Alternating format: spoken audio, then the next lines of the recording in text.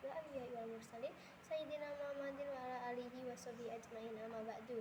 Yang terhormat kepada Abi Hanif dan Umida selaku pengasuh Direktur Pesantren Suprakem Naraiba Anifida, dan yang saya hormati kepada Gus Awa, Gus Amik, Neng Ria, Neng Zara, Neng Kamila, Gus Ahmad dan Gus Sefat dan seluruh keluarga besar Hanifida, dan tak lupa kepada Miss Alfi, Miss Yun selaku Kepala Madrasah MKSMA Al-Quran Naraiba Hanifida, dan tak lupa kepada seluruh pengurus dan jajaran guru beserta stafnya, dan tak lupa juga kepada keluarga saya yang ada di rumah yang selalu mendukung saya dan menyayangi saya dan teman-teman saya yang saya banggakan.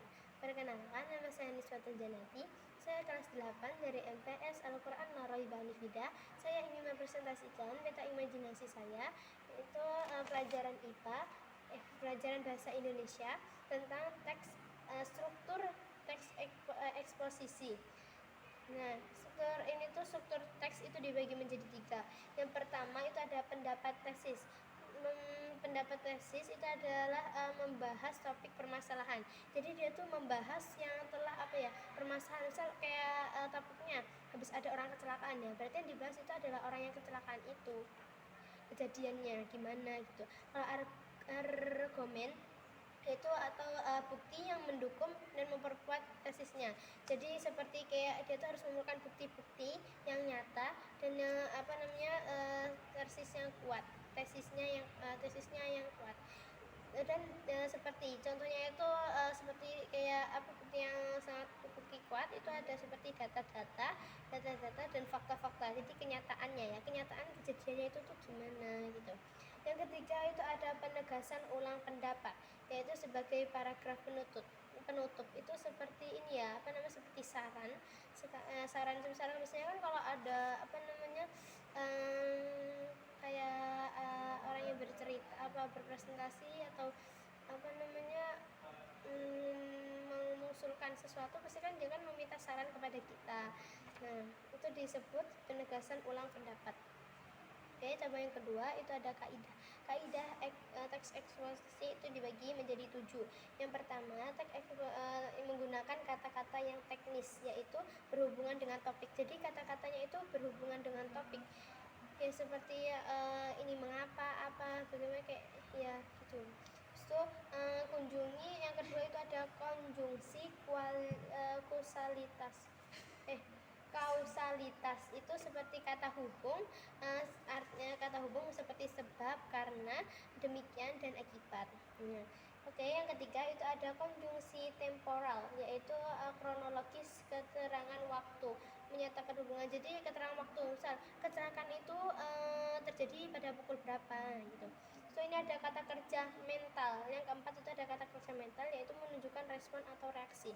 Jadi responnya itu gimana, seperti mengagumkan atau memprihatinkan atau memperkirakan. Biasanya kalau ada orang kecelakaan, kita kan memprihatinkan kondisi orang yang kecelakaan itu. Nah, jadi itu disebut kata kerja mental yang menunjukkan respon atau reaksi. Oke, yang kelima itu ada menunjukkan kata petunjuk, seperti berdasarkan data titik-titik. Nah, ini ada yang keenam itu ada menggunakan kata denotatif, yaitu bermakna yang sebenarnya.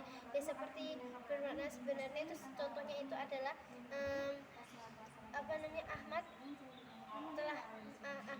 mengalami kecelakaan. Nah, itu kan kata sebenarnya. Nah, kalau kata yang tidak sebenarnya itu seperti panjang tangan kan artinya mencuri. Nah, itu perbedaannya. Jadi kalau kata sebenarnya itu seperti Ahmad mengalami kecelakaan, nah itu emang kata sebenarnya, emang arti sebenarnya. Dan ini ada menggunakan kata persuatif, yaitu mengajak atau meyakini orang lain. Itu seperti contohnya kata-katanya adalah perlu atau harus. Cabang yang ketiga itu ada pola pengembangan itu seperti pola umum khusus, yaitu paragraf kalimat utamanya yang ada di awal paragraf. Nah, jadi kita tuh harus membedakan antara pola umum khusus dan pola khusus umum. Nah, kalau pola umum khusus itu adalah paragraf kalimat yang paragraf kalimat utamanya itu terdapat di awal paragraf. Dan kalau ini paragraf khusus umum itu apa ya? Itu paragrafnya itu paragraf yang kalimat utamanya itu terdapat di akhir paragraf. Nah, ini yang ketiga itu ada ilustrasi. Ilustrasi itu paragraf yang berisi sesuatu objek atau gambaran. Jadi kalau ilustrasi kan kita kan berilustrasi atau ya bisa jadi kayak semacam imajinasi gitu.